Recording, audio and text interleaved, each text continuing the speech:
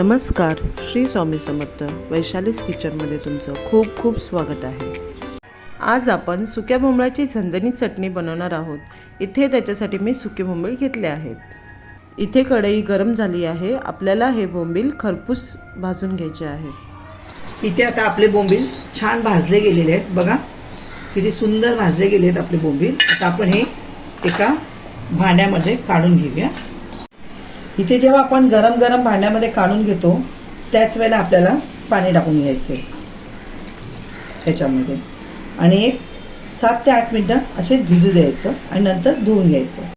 कारण जेणेकरून त्याच्यावरती जी माती असेल किंवा धूळ असेल किंवा बारीक बारीक वाळूचे कुठे कण असतात ते सगळे निघून जातात आणि आपले बोंबील एकदम स्वच्छ होतात. इथे बघा आपल्याला जो बोंबलासाठी पहिला मसाला लागणार आहे.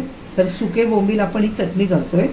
तर इथे मी 4 ते 5 लसूण घेतलेत, अर्धा इंच अद्रक आणि 3 ते 4 हिरव्या मिरच्या. इथं ठेसून घ्यायचं आहे रफली किंवा मिक्सरमध्ये जरी तुम्ही फिरून घेतलं तसं रफली तरीही चालतं. इथे मी 4 कांदे घेतलेले आहेत आणि आता आपल्याला याला कट करून घ्यायचे आहे. आता आपली कढई गरम झाले.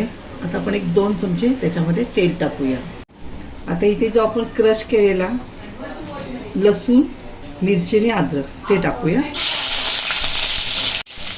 त्याच्यानंतर आपण हा कांदा बघा मोठा मोठा फक्त चिरलेला आहे याप्रमाणे तो टाकूया. तर आपण सर्व मिक्स करून घेऊया हलवून.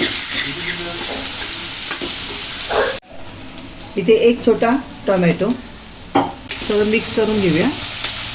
इथे सर्व कांदा मिरची वगैरे सगळं बघा छान मिक्स झालेलं आहे. कलर पण आपल्या कांद्याचा चेंज झालेला आहे, छान पोळला गेला आहे. आता आपण जे बोंबील इथे स्वच्छ पाण्याने धुवून घेतले 2 ते 3 पाण्याने. आता आपण हे बोंबील पण सॉफ्ट झालेले आहेत ते टाकून घेऊया त्याच्यामध्ये.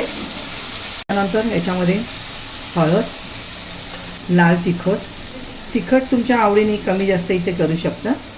इथे 2 ते 3 कोकम, चवीनुसार मीठ. आता हे सर्व आपण मिक्स करून घेऊया आणि हिला आपल्याला ड्राय बनवायची आहे सुकी. कारण कोकणामध्ये आमच्याकडे बोंबलाची चटणी ही फेमस आणि ती ह्या प्रकारे बनवली जाते. गरमागरम भाकरी तांदळाची आणि बोंबलाची चटणी. हा हा हा, ज्याला माहीत आहे खायचं तो नक्कीच करून खाईल अशी चटणी होते बोंबलाची. हे सर्व आता मिक्स करून घेऊया आणि आता आपण ह्याला 5 ते 7 मिनटं झाकण ठेवायचं की जेणेकरून जो आपला कांदा टोमॅटो मस्तपैकी मेल्ट होऊन जातो आणि ह्याच्यामध्ये कोकमचा आंबटपणा त्याच्यामध्ये पूर्ण उतरतो. आता गॅसची फ्लेम स्लो करायची आणि झाकण ठेवायचं. तोपर्यंत आपण बोंबील तयार होईपर्यंत भाकरी बनवूया. हे बघा आता मस्तपैकी आपली बोंबलाची चटणी इथे तयार झालेली आहे. खरपूस अशी मस्त भाजली गेलेली आहे चटणी. आता आपण ही गरमागरम तांदळाच्या भाकरीबरोबर सर्व करूया. ही रेसिपी तुम्ही नक्की करून बघा आणि कशी झाली ती मला कमेंट बॉक्समध्ये लिहून सांगा.